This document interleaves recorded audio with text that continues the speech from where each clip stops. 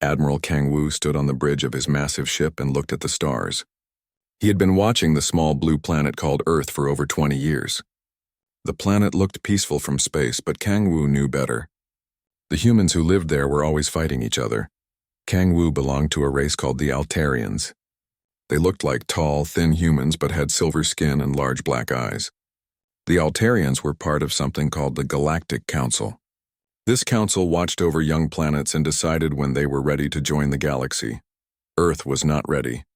The humans were too violent and too divided. They had many different countries that did not trust each other. They fought wars over land, money, and ideas. Kang Wu had seen this pattern before with other planets.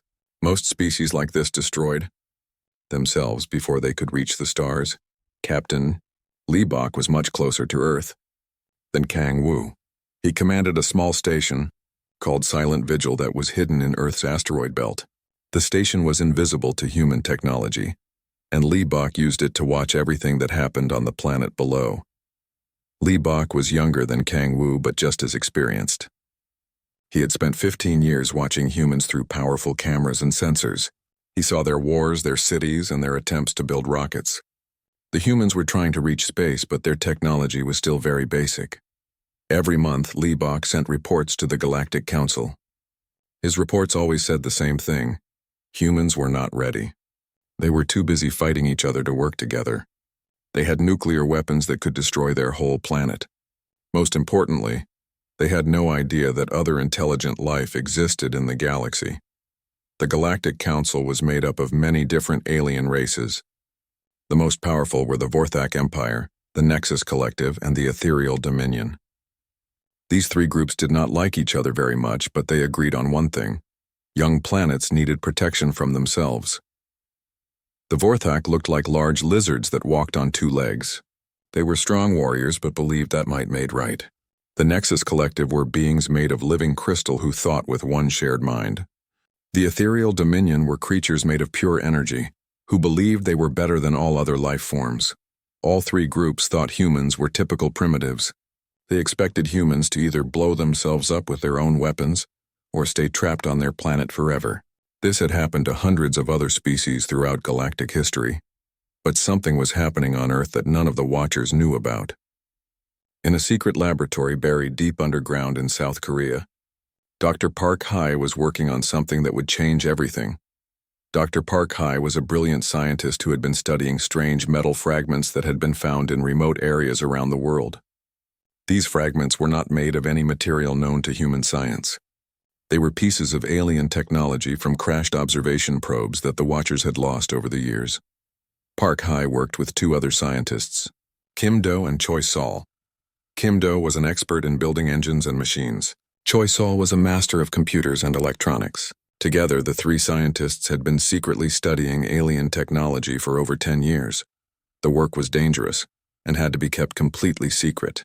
If any government found out what they were doing, they would take over the project. If the aliens found out, they might decide to destroy Earth to protect their secrets. So Park Hai, Kim Do, and Choi Sol worked alone in their hidden laboratory. They had made amazing discoveries. The alien metal could be shaped by thoughts. The alien computers used quantum energy that worked faster than light. Most importantly, they had figured out how the aliens traveled between stars. While Captain Li Bok watched human rockets struggle to reach their own moon, Park Hai and her team were building something much more advanced. They called it the Starbound Initiative. Their goal was to build a ship that could travel to other star systems. The three scientists had also been listening to alien communications. The Watchers thought their signals were secret, but human technology had advanced enough to detect them. Park Hai, Kim Do, and Choi Sol had learned the alien languages. They knew about the Galactic Council. They knew about the three powerful empires. Most importantly, they knew that Earth was being watched. This knowledge changed everything. The scientists realized that humans were not alone in the galaxy. They also realized that the aliens saw them as primitive and dangerous. The aliens were waiting for humans to either destroy themselves or prove they were worthy of joining galactic civilization. Park Hai made a decision that would affect the entire galaxy. Instead of trying to contact the aliens, she decided that humans should surprise them. If the aliens thought humans were primitive, then humans would show them just how wrong they were. The secret project grew larger. Park High recruited other brilliant scientists and engineers from around the world. They built hidden factories in the ocean depths and in remote mountains. They mined asteroids using robot ships that looked like space debris. Most importantly, they began building a fleet of starships using alien technology that they had improved with human ideas. Meanwhile, Captain Lee Bach continued sending his reports to the Galactic Council. He told them that humans were still fighting each other over resources and territory. He said their technology was advancing slowly, but they were nowhere near achieving faster than light travel. He estimated it would take humans at least 500 years to reach the stars if they survived that long. Admiral Kang Wu read these reports and nodded. This was exactly what he expected from a primitive species. The humans were following the same pattern as countless others. They would probably destroy themselves within the next century, just like the Zelkons and the Mareth before them. The Galactic Council voted to continue watching Earth but take no action. The three great powers were too busy with their own Cold War to worry about one small planet, full of violent primitives. The Vorthak Empire was building new war fleets. The Nexus Collective was expanding their territory. The Ethereal Dominion was developing new weapons of pure energy. None of them suspected that the primitives were listening to everything they said. In her underground laboratory, Dr. Park High put the finishing touches on humanity's first true starship.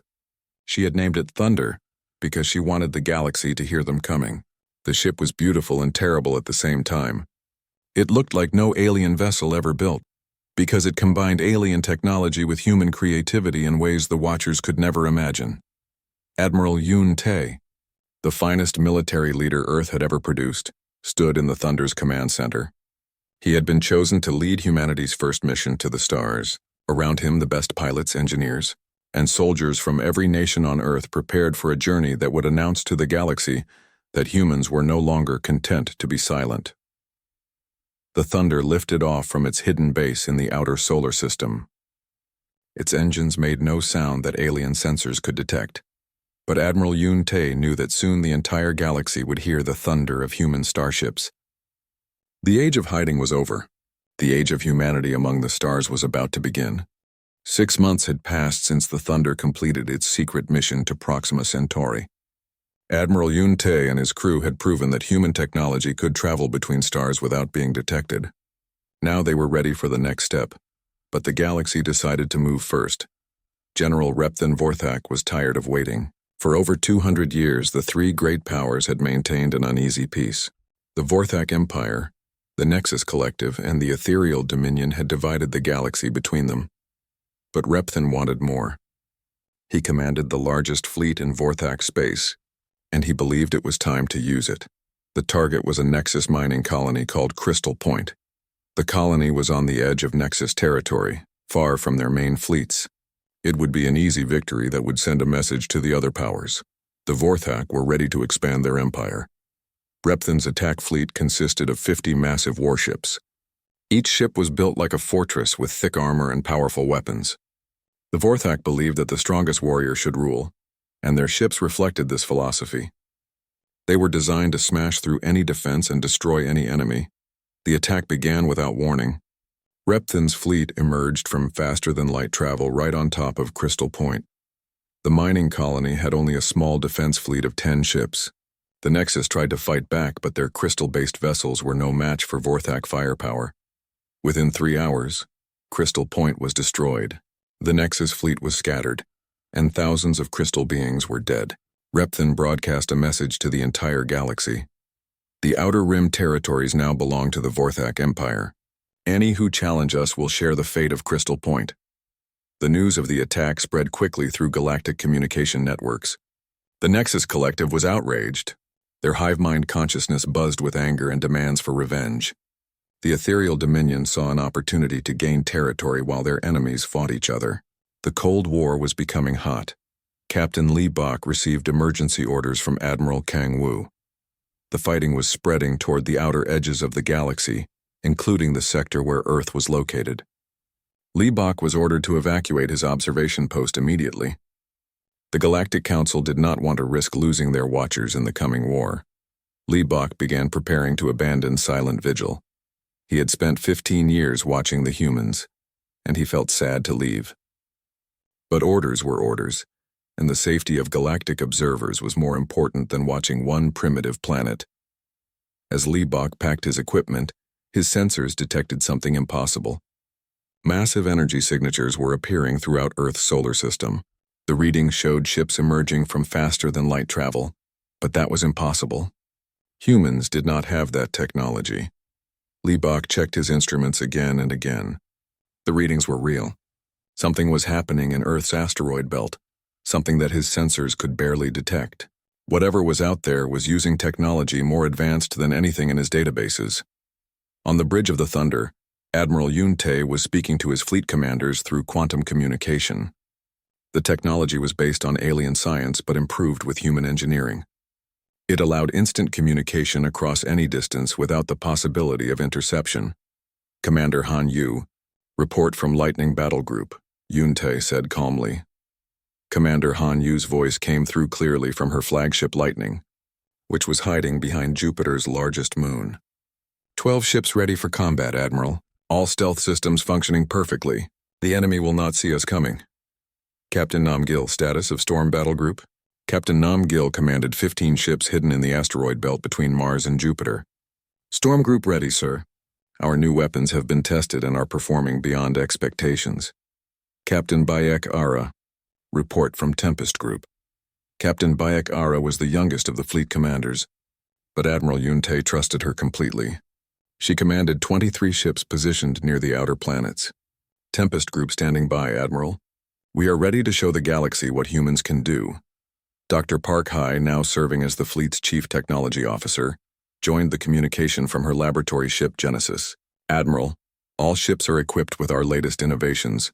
The adaptive armor will learn from enemy attacks and become stronger. The phase shift weapons can pass through any known shield technology.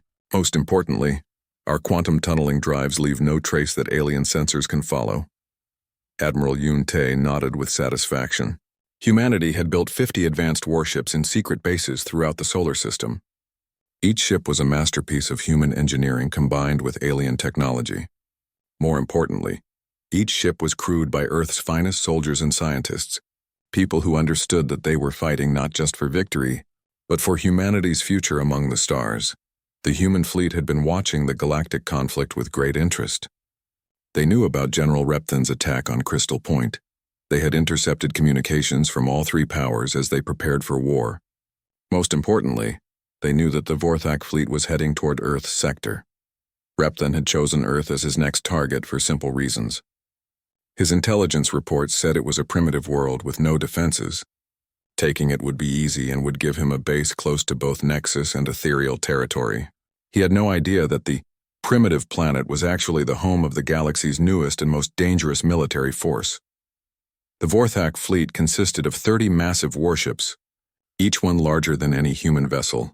They were confident and careless, expecting no resistance from the helpless humans. General Repthan planned to use Earth as an example of Vorthak power, destroying just enough of the planet to terrify other species without making it completely worthless. Meanwhile, Admiral Kang Wu was racing toward Earth with his own fleet. The Altarian commander genuinely wanted to protect what he thought was a defenseless world. His 20 ships were fast and well-armed, but they would arrive too late to stop the Vorthak attack. Captain Liebach watched in amazement as more energy signatures appeared on his sensors. Whatever was hiding in Earth's system was much larger than he had first thought. The reading suggested at least 40 ships, maybe more. But where were they? His visual sensors showed nothing but empty space and floating rocks. Dr. Park Hai contacted Admiral Yun-Tae from her ship. Admiral, I'm detecting the approaching Vorthak fleet. 30 ships, just as our intelligence predicted. They will reach the outer edge of our solar system in 6 hours. And the Altarian fleet? Admiral Kang Wu is 12 hours behind them. He's pushing his engines hard, but he won't arrive in time to help. Admiral Yun-Tae smiled coldly. He won't need to help. Today, the galaxy learns that Earth is not defenseless. All ships prepare for Operation Thunderstrike. It's time to introduce ourselves. Throughout the solar system, 50 human warships began moving toward their target coordinates. Their stealth technology made them invisible to enemy sensors, but soon that would not matter. Soon, the entire galaxy would see them clearly. The Vorthak fleet entered the outer solar system with typical arrogance. General Repthin stood on his command bridge and looked at the small yellow star ahead of him. Soon the third planet from that star would be under Vorthak control. The primitive humans would learn what it meant to defy the Empire. General, his sensor officer reported, "We are detecting the target planet. No sign of any defense fleets. The space around the planet appears empty." Repthin laughed. "Of course it's empty. These humans barely know how to leave their own planet. This will be easier than destroying Crystal Point." Captain Lee Bach made a decision that would change his life forever. Instead of evacuating as ordered, he stayed at his observation post. He had to see what was about to happen. His sensors were detecting massive energy buildups throughout the system. But he still could not see the sources. Then, all at once, space itself seemed to explode with light. 50 human warships appeared simultaneously around the Vorthak fleet. They had been hiding using stealth technology beyond anything the galaxy had seen before. Now they dropped their invisibility and revealed themselves in all their terrible beauty. The ships looked like nothing any alien had ever seen. They were sleek and deadly, with lines that seemed to flow like water. Their hulls gleamed with a strange metal that seemed to shift colors in the starlight. Most terrifying of all, they moved with perfect coordination, as if controlled by a single mind. General Repthin stared in shock at the ships surrounding his fleet. "What are those? Where did they come from?" His communication officer's voice was filled with fear. "General, we're receiving a transmission from the unknown fleet. Put it on the main screen." The image of Admiral Yun-Tae appeared on Repthin's command bridge. The human looked calm and confident, nothing like the primitive savage the general had expected. When Yun-Tae spoke, his words were in perfect Vorthak language. "General Repthin, I am Admiral Yun-Tae of the United Earth Defense Force. You have entered our territory with hostile intent. You have exactly 60 seconds to surrender, or we will demonstrate why the galaxy should have left Earth alone." The thunder of human engines echoed across space as 50 warships prepared to teach the galaxy its first lesson about underestimating humanity. General Repthin stared at the human admiral on his screen and felt something he had not experienced in decades: uncertainty. The Vorthak were the greatest warriors in the galaxy. They had never lost a major battle. But these strange ships surrounding his fleet looked dangerous in ways he did not understand. "You dare threaten the Vorthak Empire?" Repthin roared. "We are the masters of war. Your pathetic planet will burn for this insult." Admiral Yun-Tae's expression did not change. "Your 60 seconds are up, General. You chose poorly." The human ships moved like dancers in a deadly ballet. They did not charge forward like Vorthak vessels or maintain formation like Nexus ships. Instead, they flowed around the enemy fleet like water, each ship moving independently but somehow perfectly coordinated with all the others. Captain Reptok commanded the massive Vorthak Dreadnought World Render. It was the largest ship in Repthin's fleet, with armor thick enough to stop any known weapon and guns powerful enough to destroy a city. Reptok was confident that no alien technology could threaten his mighty vessel. "All ships, open fire," Repthin commanded. "Destroy these insolent humans." The Vorthak fleet unleashed a storm of energy weapons and missiles. The space around the human ships filled with deadly light as enough firepower to destroy a moon flew toward the Earth vessels. Reptok watched with satisfaction as his guns targeted the nearest human ship, a sleek vessel that looked fragile compared to his armored dreadnought. Then something impossible happened. The human ship simply vanished as the Vorthak weapons passed through the space where it had been. A second later, it reappeared behind Reptok's ship completely unharmed. How did they do that? Reptok demanded of his officers. "Unknown, Captain," his tactical officer replied. "Our weapons passed right through them, but sensors show the ship was solid matter." Dr. Park Hai watched the battle from her mobile laboratory Genesis. The phase shift technology was working perfectly. Human ships could temporarily shift into a different dimension, allowing enemy attacks to pass harmlessly through them. It was alien science improved with human engineering and creativity. "Admiral," she reported to Yun-Tae, "the enemy weapons are exactly as we predicted. Their energy frequency is too low to affect our phase shields. We can attack them while remaining completely protected." Lieutenant Commander Ko Min, Admiral Yun-Tae's tactical officer, studied the enemy formation on his displays. The young officer had spent years analyzing alien military tactics. "Sir, the Vorthak are using standard Imperial battle formation. They expect enemies to attack head-on. They have no defense against our mobility tactics. Excellent, Admiral Yunte replied. All ships execute Pattern Alpha. Show them what human warfare looks like. The human fleet split apart like a breaking wave. Groups of ships moved in patterns that seemed random but were actually carefully planned. Commander Han Yu's Lightning Battle Group attacked the Vorthak left flank. Captain Namgil's Storm Group hit their right side. Captain Baik-Ara's Tempest Group struck from above and below simultaneously. The Vorthak had never seen anything like it. Their enemies always fought in predictable formations, making it easy to target them with massed firepower. But the human ships moved like a school of fish, impossible to pin down or trap. Captain Reptok fired everything he had at the human ships dancing around his dreadnought. His massive guns could destroy any known vessel with a single hit, but he could not hit what he could not target. The human ships appeared and disappeared like ghosts, striking at his weapon systems and then vanishing before he could return fire. Captain, we're losing gun turrets on all decks, his damage control officer reported. The enemy weapons are somehow penetrating our armor without breaking it. Reptok did not understand what was happening to his ship. The human weapons seemed to pass through his thick armor like it was not there, then exploded inside his gun turrets and shield generators. It was impossible, but it was happening. Dr. Park Hai smiled as she watched her adaptive weapons in action.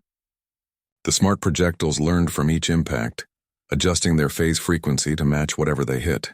After the first few shots, they could pass through any armor and explode inside the target. It was a revolutionary advance in military technology.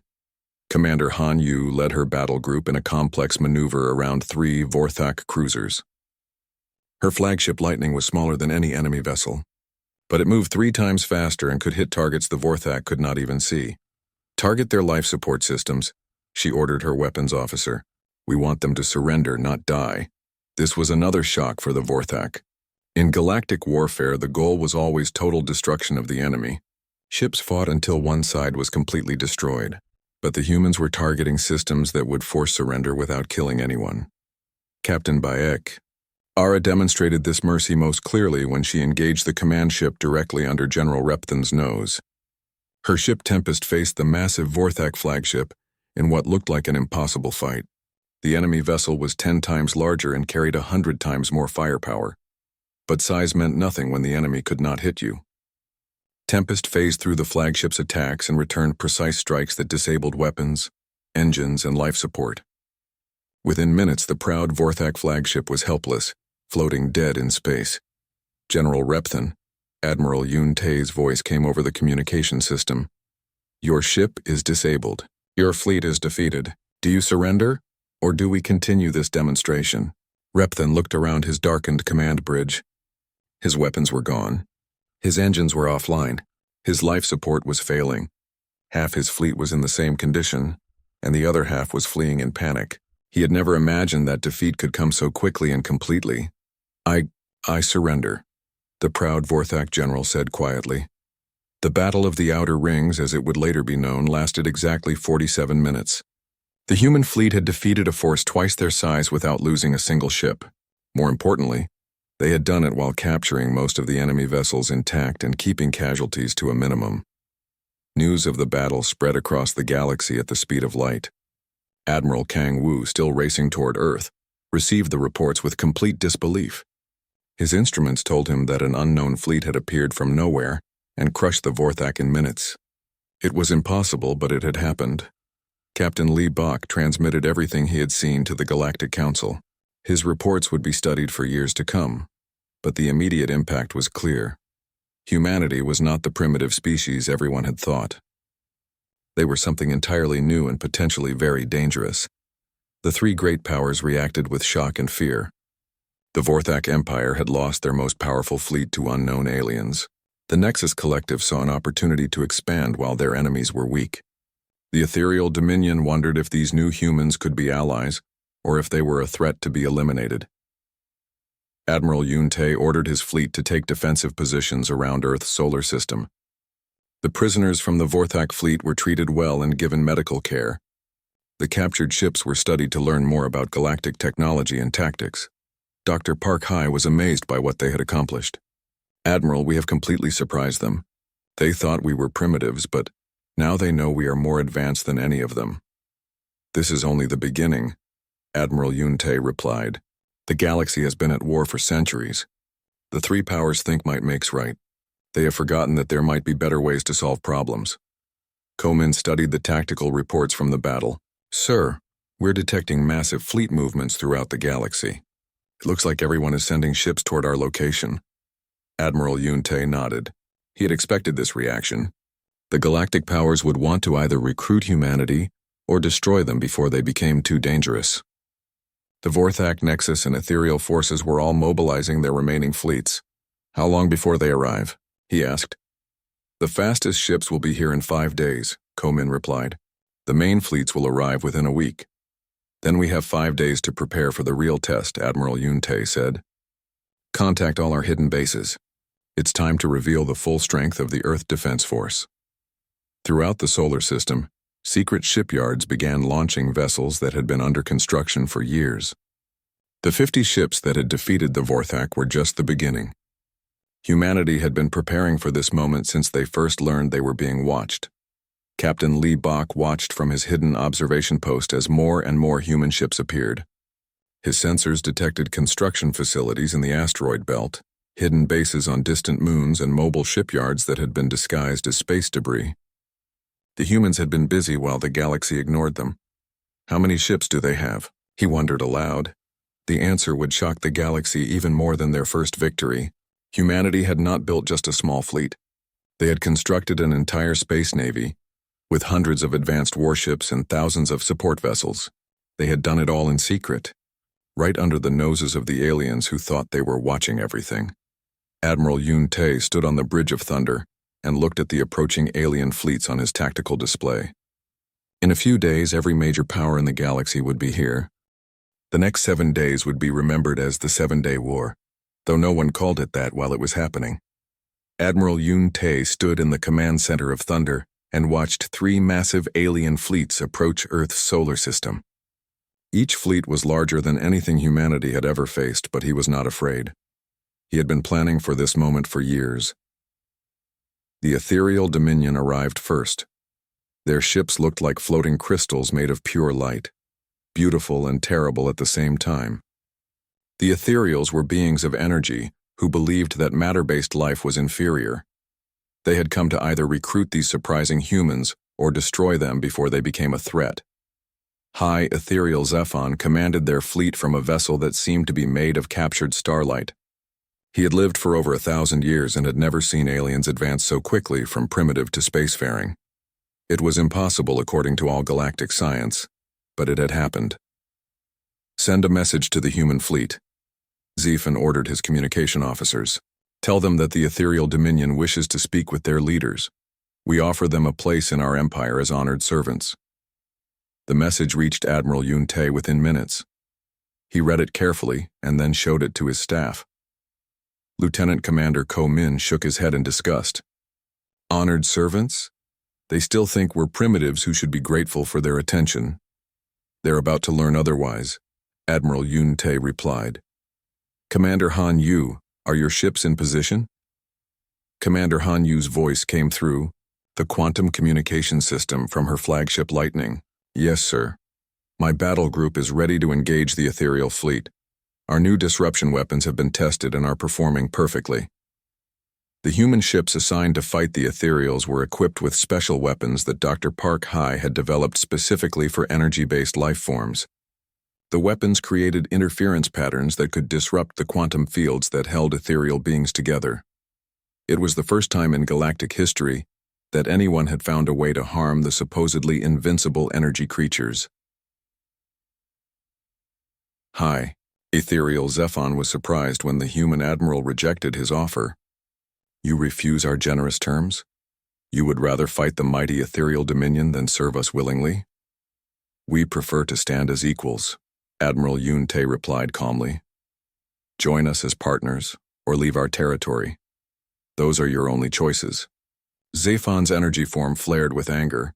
No matter-based life form had ever spoken to him with such disrespect. Then you will learn the price of defying beings of pure energy. Attack. The ethereal ships moved forward like living stars. Their weapons were beams of concentrated energy that could melt through any known armor. They had never lost a battle because no one had ever found a way to fight energy itself. Commander Han Yu led her squadron in a frontal assault that looked like suicide. The Lightning and 12 other human ships flew straight toward the ethereal fleet, directly into their devastating energy weapons.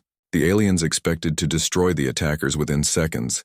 Instead, the human ships activated their disruption fields.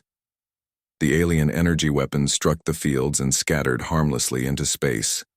For the first time in their long history, the ethereals found their attacks completely useless. "Impossible," Zephon roared. "Our weapons are pure energy. Nothing can stop them." "Everything can be stopped if you understand how it works," Commander Han Yu replied through the communication system. "We've been studying your energy patterns for decades. We know exactly how to disrupt them." The human ships returned fire with their own special weapons. Instead of energy beams or solid projectiles, they fired waves of quantum interference. The waves passed through the ethereal ship's defenses and struck the energy beings directly. High Ethereal Zephon felt something he had never experienced before: pain. The human weapons were tearing apart his energy matrix, making it difficult to maintain his form. Around him, other ethereals were crying out as their eternal existence was threatened for the first time. While Commander Han Yu fought the ethereals, Captain Nam Gil prepared to face a very different enemy. The Nexus Collective had arrived with their fleet of living crystal ships. The Nexus were a hive mind species who thought with one shared consciousness. Their ships were grown rather than built, and they could repair themselves during battle. The Nexus fleet moved with perfect coordination because every ship was controlled by the same mind. They had expected to overwhelm the humans with superior numbers and flawless teamwork. They did not know that humans had their own advantages. Captain Nam Gil commanded the storm battle group from his flagship of the same name. His ships were equipped with sonic weapons that Dr. Park Hai had developed after studying earthquake technology. The weapons created sound waves that could travel through any material and shatter crystal structures from the inside. Prime Node. Kriston, the collective consciousness that controlled the Nexus fleet, was confident of victory. The humans had shown they could fight individual ships, but the Nexus fought as one perfect entity. No enemy had ever overcome their unity. "Human vessels," Kriston's voice echoed through space. "You cannot defeat perfection. We are one mind in many bodies. We do not make mistakes." "Maybe not," Captain Nam Gil replied. "But you also don't adapt. You always use the same tactics because you always think the same way. That makes you predictable." The Nexus ships attacked in their traditional formation, moving like a single giant organism. Each ship knew exactly where the others would be at every moment. Their crystalline hulls were stronger than any metal and could regenerate damage within minutes. Captain Nam Gil waited until the enemy ships were close together, then gave the order that would change galactic warfare forever. "All ships, activate sonic disruption weapons. Target frequency 77 Alpha." The human ships fired weapons that made no visible light and created no explosions. Instead, they generated sound waves tuned to the exact frequency that would cause crystal to shatter. The waves passed through space and struck the Nexus fleet with devastating effect. The crystal ships began to crack and break apart. Their beautiful living hulls could not withstand the sonic assault. Prime Node. Kriston felt its perfect ships dying and could not understand what was happening. "How are you destroying our vessels?" Kriston demanded. "Our hulls are stronger than diamond."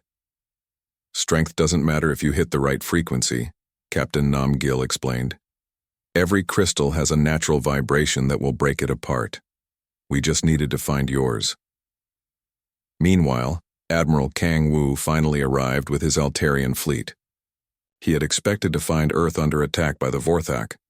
Instead, he found a three-way battle between forces he did not recognize. The readings from his sensors made no sense. "Communications officer," he ordered, "identify those ships." "Sir, the energy signatures match no known technology. The ships appear to be using advanced versions of Vorthak, Nexus, and ethereal equipment, but improved in ways our computers cannot analyze." Admiral Kang Wu watched in amazement as unknown vessels systematically defeated two of the galaxy's most powerful fleets. The energy beings of the ethereal dominion were fleeing in panic. The The crystal ships of the Nexus Collective were breaking apart like glass toys. "Sir," his tactical officer reported, "we're receiving a message from the unknown fleet." Admiral Yun Tae's image appeared on Kang Wu's main screen. The human looked calm despite commanding a battle against impossible odds. "Admiral Kang Wu, I am Admiral Yun Tae of the United Earth Defense Force. We appreciate your intention to defend our world. But as you can see, we are quite capable of defending ourselves." Kang Wu stared at the human in shock. "You're from Earth? But that's impossible. Our observers report that your species has barely reached your own moon." "Your observers see what we want them to see," Admiral Yun Tae replied. "We've been watching you watch us for 300 years. We know about the Galactic Council. We know about the three empires. Most importantly, we know that your galaxy has a serious problem with violence."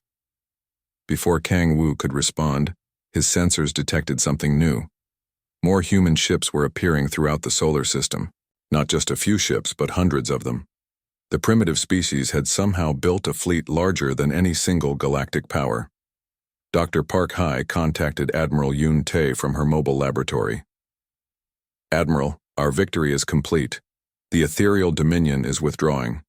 The Nexus Collective is requesting terms for surrender. The Altarian fleet is holding position and waiting for orders." "Excellent," Admiral Yun Tae replied. "Open a channel to all fleets. It's time to make our position clear." The message went out simultaneously to every ship in the solar system. Admiral Yun Tae stood on the Bridge of Thunder with Earth visible behind him through the main window. He looked confident and determined as he spoke to representatives of three galactic superpowers. "I am Admiral Yun Tae, speaking for the people of Earth and the United Earth Defense Force. For centuries, your civilizations have fought endless wars that have destroyed countless worlds and killed billions of beings. You divide the galaxy between yourselves and treat younger species as either threats to be eliminated or servants to be exploited." He paused to let his words sink in before continuing. "Humanity rejects this approach. We offer a different path. Instead of conquest, we propose cooperation." 5 years had passed since the 7-Day War, and the galaxy was a very different place. Admiral Yun Tae stood on the bridge of his new flagship, the Eternal Thunder, and looked out at a sight that would have been impossible just a few years ago. Ships from every major galactic power flew together in perfect formation, their crews working as one team. The transformation had not been easy. After the human victory over the three empires, it took months of careful negotiation to create what became known as the Treaty of New Geneva. The treaty established humanity as the official mediators of galactic conflicts and created the Galactic Mediation Fleet. Captain Bayek Ara commanded one of the most successful mixed crew ships in the fleet. Her vessel Unity had a crew of humans, reformed Vorthak warriors, Nexus crystal beings, Altarian observers, and even some ethereal entities. 5 years ago, these species had been enemies. Now they worked together to keep peace in former conflict zones. "Captain," her Vorthak security chief reported, "we're approaching the Zelkon system. Our sensors detect no hostile activity." The Zelkon system had been a battlefield for over a century. 3 different empires had fought for control of its rich mining worlds, turning once beautiful planets into lifeless rocks. Now, under the protection of the Galactic Mediation Fleet, the system was being restored to life. Dr. Park Hai had become the most important scientist in the galaxy. Her restoration initiative had already brought 17 dead worlds back to life, using technology that combined the best discoveries of every known species. Her teams included former enemies who now competed to see who could contribute the most to peaceful projects. Admiral Yun Tae, Dr. Park Hai reported from her research station orbiting the 4th planet in the Zelkon system. "The atmospheric processors are working perfectly. We should have breathable air on this world within 6 months. The Vorthak engineering teams have been particularly helpful with the heavy construction work. This was perhaps the most amazing change of all. The Vorthak, who had once believed that might made right, were now using their strength to build instead of destroy. Former General Repton, the same warrior who had tried to conquer Earth, now led construction crews that built cities for refugees from war-torn worlds. Admiral Kang Wu had become humanity's closest ally among the alien powers. The Altarian commander had been so impressed by human diplomatic skills that he had requested assignment as the Galactic Council's permanent ambassador to Earth. He spent his time helping other species understand the human approach to problem-solving. Ambassador Kang Wu to Admiral Yun Tae, came the familiar voice over the communication system. I have a report from the council meeting on New Geneva Station. The Hegemony War has officially ended. Both sides have agreed to human mediation. The Hegemony War had been raging in the outer spiral arm for over 50 years. Two powerful alien alliances had been fighting over trade routes and colonial rights. Traditional galactic diplomacy had failed completely, but human mediators had found a solution that satisfied both sides. Captain Lee Bok had perhaps changed the most of all. The former spy now served as the director of interspecies communication, helping different alien cultures understand each other. His years of watching humanity had taught him that most conflicts came from misunderstanding, rather than genuine hatred. Admiral, Captain Lee Bok reported from his office on New Geneva Station. We've received a request for mediation from the Andorian cluster. 7 different species are arguing over mineral rights in an asteroid field. They specifically asked for human arbitrators. This had become common throughout the galaxy. Species that had never heard of humanity 5 years ago now requested human help with their disputes. The Earth Diplomatic Corps had grown from a few dozen people to thousands of trained mediators working in every sector of known space. Lieutenant Commander Ko Min, now promoted to Admiral Ko Min, commanded the Integrated Galactic Defense Force. This new organization combined the best soldiers and equipment from every major power under unified human leadership. The force existed to protect all species from external threats and internal conflicts. Admiral Yun Tae, Ko Min reported from his command ship Harmony. Long-range sensors are detecting something unusual at the galactic edge. Unknown vessels, possibly from outside our galaxy entirely. This was the moment Admiral Yun Tae had been preparing for.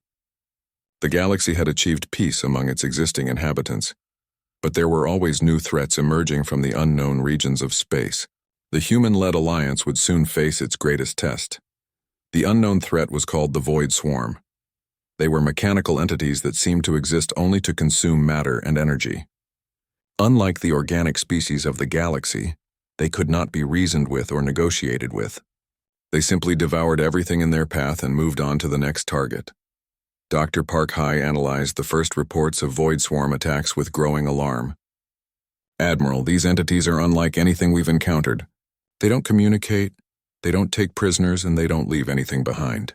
Entire star systems are being stripped of all matter. The threat brought the galaxy together in ways that no amount of diplomacy could have achieved. Former enemies worked frantically to combine their technologies and tactics. The Vorthak contributed their warrior skills. The Nexus offered their perfect coordination. The Ethereals provided energy manipulation techniques, and humans supplied the leadership and innovation that tied everything together. Captain Baek Ara found herself commanding not just one ship, but an entire battle group of mixed-species vessels. Her unity had been joined by the Vorthak destroyer Honor, the Nexus frigate Crystal Song, the Ethereal scout Pure Light, and the Altarian cruiser Peaceful Watch. 5 years ago, these ships would have been shooting at each other. Now they fought as one force against a common enemy. The decisive battle took place above the galactic core, where the Void Swarm had established a massive processing station. They were converting the matter from consumed star systems into more of their mechanical drones. Growing stronger with each victory, Admiral Yun Tae stood on the bridge of Eternal Thunder and looked at the largest fleet ever assembled in galactic history. Over 10,000 ships from dozens of different species had come together to face the Void Swarm. It was a sight that would have been impossible without human leadership bringing them together. All ships. This is Admiral Yun Tae, he broadcast to the assembled fleet. We fight today not as humans, Vorthak, Nexus, Ethereals, or Altarians. We fight as citizens of the galaxy, defending our home and our future. Remember what we have built together in these past 5 years. Remember that we are stronger united than any of us ever were alone. The battle was fierce and terrible. The Void Swarm fought with mechanical precision and overwhelming numbers. But the Galactic Alliance fought with something the machines could not understand: hope, creativity, and the willingness to sacrifice for each other. Former General Repthin led a boarding party onto a Void Swarm processor ship. His team included humans, crystal beings, and energy entities working together to plant explosives in the machine's core. As they fought through mechanical defenders, Repthan realized that he had found something better than conquest. He had found a purpose worth dying for. High ethereal Zephon, who had once considered matter-based life inferior, found himself protecting human and Vorthak soldiers from void swarm attacks, his energy form wrapped around the physical beings, shielding them from mechanical weapons while they completed their mission to sabotage enemy communications. Prime. Node Kristen discovered that the collective consciousness of the Nexus could be shared with other species during the heat of battle. Human creativity combined with Nexus coordination and Vorthak strength created tactical combinations that no one had imagined possible. Dr. Park High worked frantically in her mobile laboratory, analyzing captured void swarm technology to find a weakness. She collaborated with scientists from every known species, sharing ideas and insights that led to breakthrough discoveries about the mechanical entity's vulnerabilities. The turning point came when Captain Lee Bach realized that the void swarm had one fatal flaw: they could not adapt to truly unexpected tactics. They could counter any military strategy they had seen before, but they had no response to completely new approaches that had never been tried. All ships, Admiral Yunte commanded, implement protocol harmony. Use tactics that no single species would ever attempt alone. What followed was the most creative military action in galactic history. Vorthak warriors allowed themselves to be captured so that ethereal entities could possess the mechanical captors. Nexus ships separated into individual components that human pilots could control independently. Altarian scouts provided targeting data for weapons that combined energy, matter, and quantum effects in ways that violated traditional physics. The Void Swarm processor station exploded in a chain reaction that sent shockwaves throughout the galactic core. The mechanical entities, cut off from their central coordination, began shutting down throughout the region. The immediate threat was ended, but more importantly, the galaxy had proven that unity was stronger than any enemy. Admiral Ko Min led the cleanup operations, coordinating thousands of ships in the largest rescue and recovery effort ever attempted.